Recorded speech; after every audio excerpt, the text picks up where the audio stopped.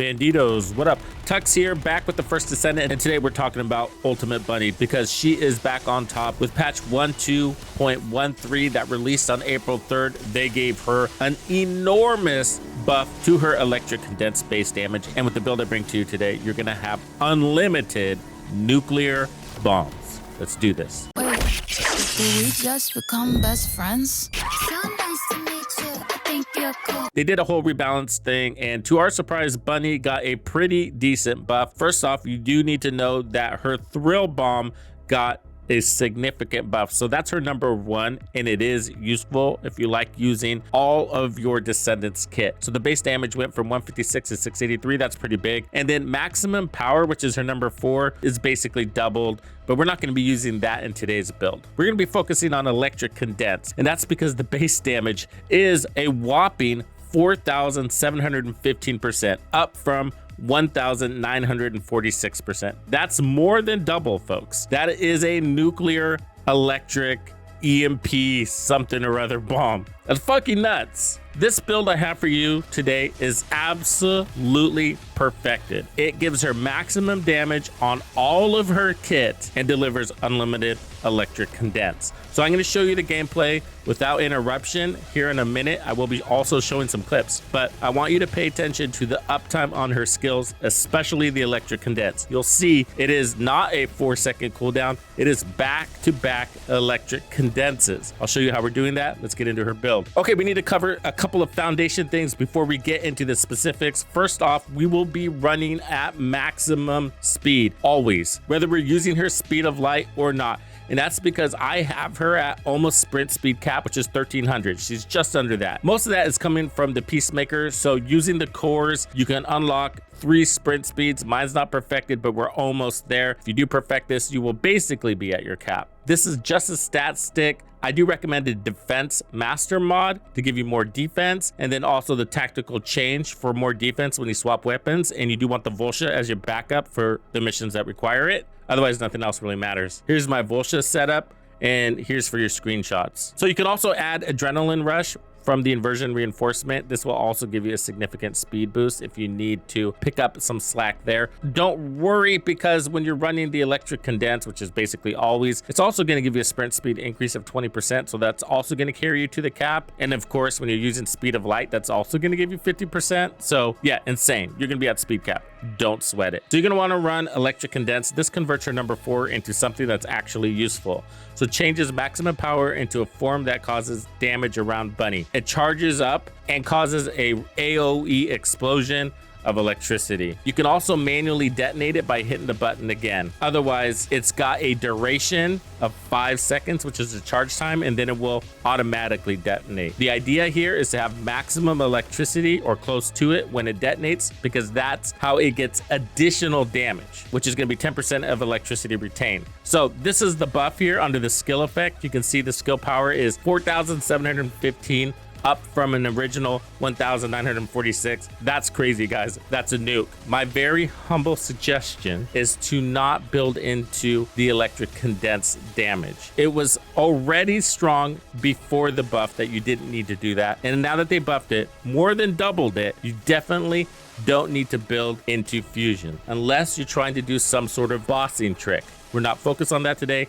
This is mobbing, and it's strong enough to one-tap most, if not all, of the bosses you're going to face in the dungeons. The other downside, and it's a big one, of going all into fusion, because that's what your number 4 is. So if you go all into electric condense and fusion, and then have to build into range, and then have to build into cooldown and all that other fun stuff, you're going to have no damage left for Bunny's bread and butter. Okay, so although this is an electric condense build, it is important to understand that lightning mission is and always will be Bunny's bread and butter. Whether you're running a high voltage build, a bloody bunny build, or an electric condense build, she cannot survive without lightning emission. The charge up time alone that you need to build up electricity on her electric condense skill is enough to get you killed if you don't have something else to hold back the enemies or absolutely destroy them, which is what this build is going to do. In fact, this build is so strong, it's going to be seriously competing with your electric condense skill. I find that sometimes I kill everybody while the electric condense skill is charging. But on the most difficult content, that's not going to be the case. For example, I definitely recommend you try doing spec ops on hard difficulty solo with this build in the fortress. You'll see what I mean. That's not easy content. The electric condense mod, easy peasy. This is a non-crit build, and we're using all of the best damage mods for this setup with minimal sacrifices to skill cooldown. Yet we have unlimited electric condense skill. Veteran Tactics got a serious buff a couple of patches ago. It's really good on Bunny because she's striking multiple targets at once, and this thing's got a 20% chance to reset a random skill, and the cooldown is only 5 seconds. And that's how you can get back to back to back electric condenses. So electric condense can reset itself, or lightning emission can earn it back for you in case it doesn't. Otherwise, for lightning emission, we want to get the cooldown to match the duration, which is basically what I have here. And because of veteran tactics, this will also be resetting. You don't need to micromanage this to get cooldown below. Just get it close in case it doesn't reset. But often veteran tactics is going to take care of this for you. So I'm not running nimble fingers, and I'm not running MP conversion, so we don't take a hit there, and we free up some space for more damage or other utility. Instead, I'm running time distribution, which is only 15% skill cooldown, and I have max HP at 52.4%, more survivability there, and we have perfect cooldowns, and veteran tactics is doing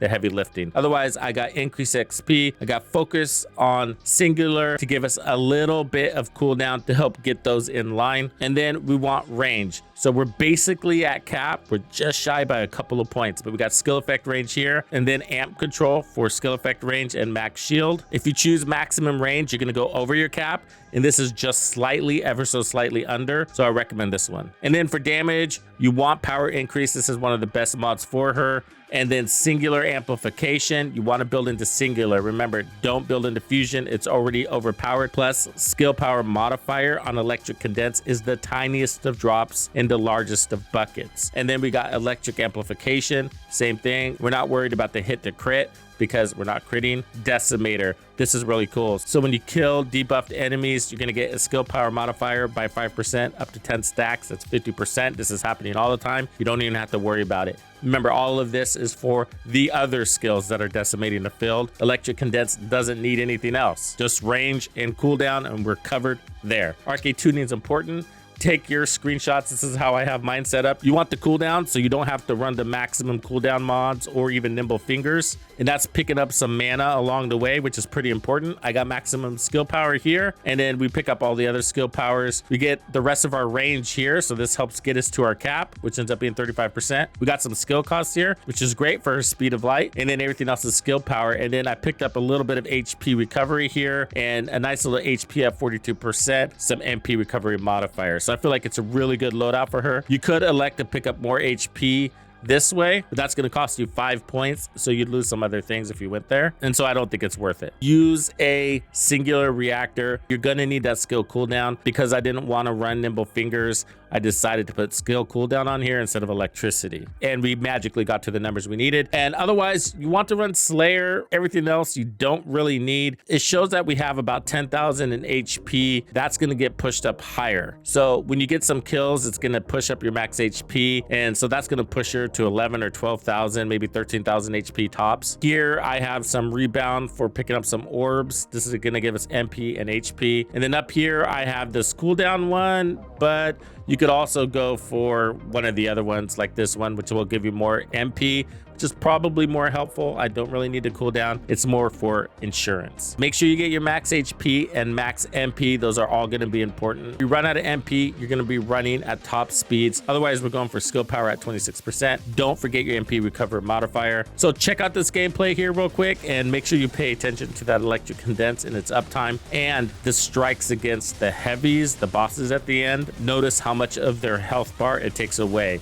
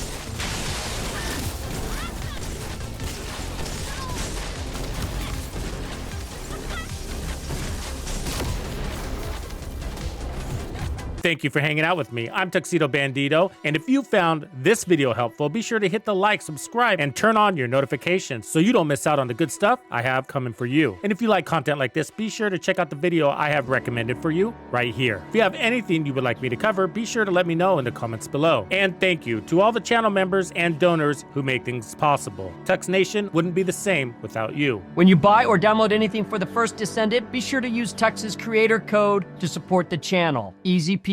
Wait, did we just become best friends?